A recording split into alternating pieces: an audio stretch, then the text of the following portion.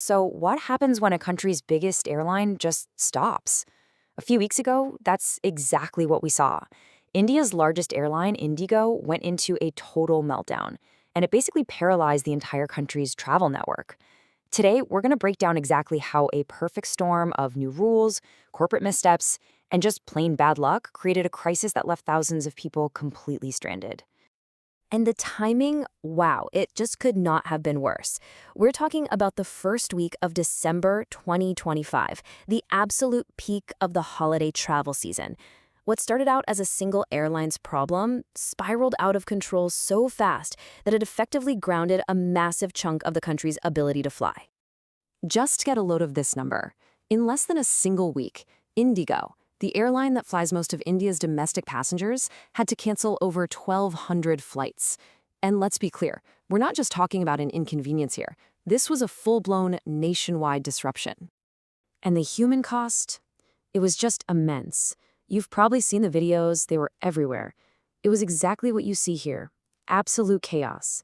Angry crowds, frustrated families, even kids crying.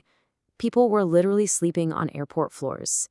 For thousands, holiday plans, weddings, important business meetings, all just vanished into thin air. Right? That's the big question. How does something like this even happen? How does one airline's internal problem become a massive national crisis? Well, to get that, you have to understand it wasn't just one thing. It was a chain reaction, a perfect storm of causes that all hit at the exact same time. Okay, so the first thing you've got to get is that this wasn't some single, simple failure. It was a cascade, a whole bunch of different factors, some from the government, some from inside the company, and some that were just bad luck, that all slammed into the airline at once. You can really boil this whole meltdown down to three core causes. First, you had new safety rules for pilots. That exposed some major gaps in corporate planning. And then a wave of operational headwinds just tipped the whole thing over the edge. Let's start with those new rules. So here's the trigger. Starting November 1st, these new rules called FTTL kicked in. Now, these were good rules, right? They were all about fighting pilot fatigue by giving them more rest. You can't argue with safety. But there was a catch. The direct result was that airlines suddenly needed a lot more pilots to fly the exact same number of planes. And this is where the two sides of the story really diverge. On one hand, you had the pilot union saying, hey, management knew about these rules for 2 years and did nothing. They froze hiring, they froze pay. But on the other side, the airline was pointing to this storm of external factors that they said they just couldn't control. And that brings us to the final straw.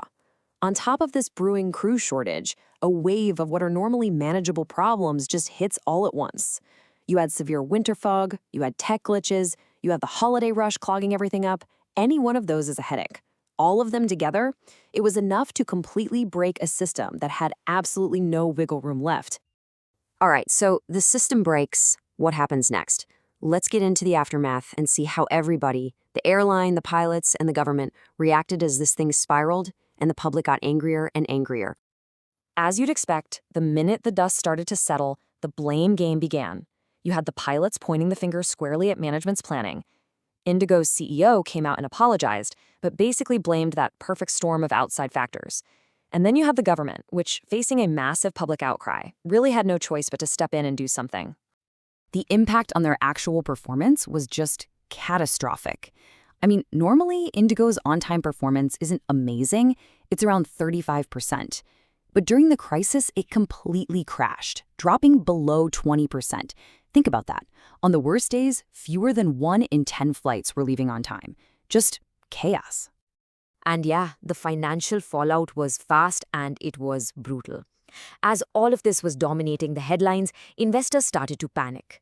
The airline's market value got absolutely hammered. We're talking tens of thousands of crores of rupees just wiped out in a single week. The government had to take some pretty drastic steps. They put a cap on airfares, ordered the airline to give full refunds, and launched a big inquiry. But here's the wildest part, the most controversial move. To get planes back in the air, they gave IndiGo a temporary pass on the exact same safety rules that helped cause the crisis in the first place. So, let's step back for a second. What should we actually take away from all this? Because this isn't just a story about one airline having a really, really bad week. This whole mess offers some critical lessons about how we structure our most essential services. If there's one giant lesson here, it's about something called systemic risk. Because Indigo is so massive, so dominant in the Indian market, its internal problem could never just stay internal. It was always going to send shockwaves across the entire economy, hitting business, tourism, you name it. So let's boil it all down. What are the key takeaways? First, when one company gets this big, its problems become everybody's problems. Second, running a lean operation with no extra staff might look efficient on a spreadsheet, but it can backfire spectacularly when a crisis hits. And finally, this shows that employee issues, they aren't just an HR problem. They're a ticking time bomb for your entire operation. And that leaves us with one last big, kind of provocative thought to chew on. In critical sectors, think aviation or energy or telecom, where just one or two companies have all the power, is it even possible for a failure like this to be contained? Or is a national crisis just the inevitable result?